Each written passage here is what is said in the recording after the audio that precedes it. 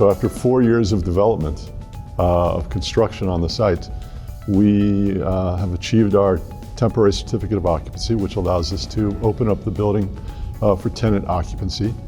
And on Monday, September 14th, we'll be doing a ribbon cutting to mark the official opening of the building. We're very excited about it because with that, most of the construction barriers will come down, and the general public for the first time will see this beautiful new public plaza stretching between 42nd and 43rd Street along the length of Vanderbilt Avenue. And I think it's really going to change the neighborhood, the energy of the neighborhood, and what people experience when they're anywhere close to Grand Central Terminal. Currently we're 67% leased. We're well ahead of our original pro forma. We're actively negotiating leases covering 2 additional floors in the building.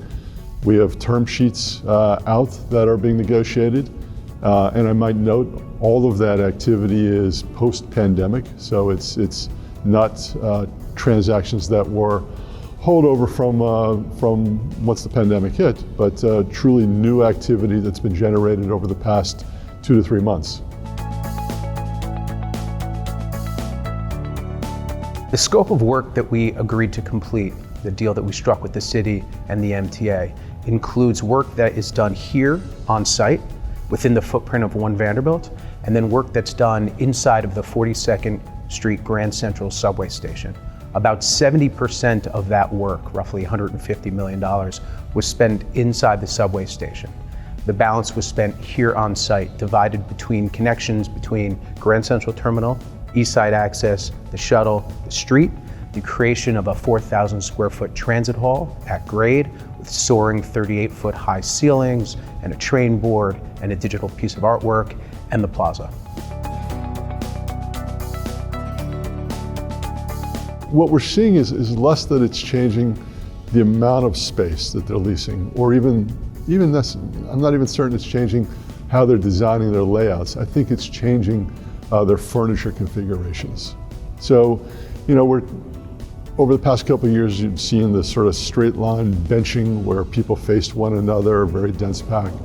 That seems to be trailing away a bit, and people are doing more pods and groupings of employees so that you sit at angles to one another. There's clearly more square footage per employee being dedicated. I can speak for our own company's design that we're constructing our offices, our corporate headquarters, to move into this building.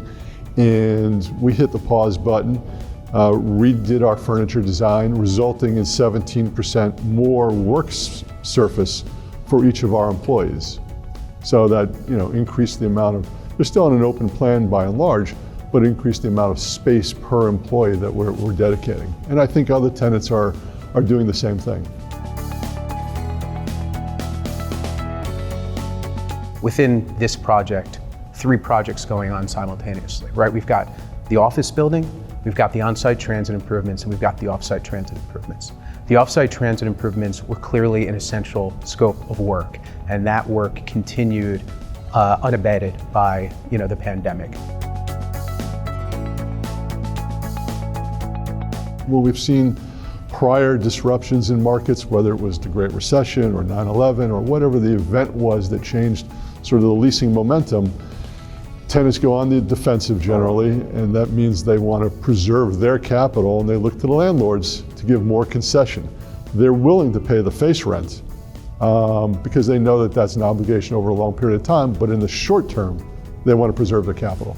I don't think you've yet seen the impact of that rezoning. I think you know, One Vanderbilt is the standard bearer. It proves the thesis that East Midtown needed to be rezoned to bring density closer to public transportation. And, you know, with our ribbon cutting and unveiling of the building, I think that'll be a further evidence of what people will want in the future. We're on the 54th floor as we sit here today. And as you look around, you know, the attributes are obvious. These are 15-foot, 2-inch high slab heights, column-free floor, center core.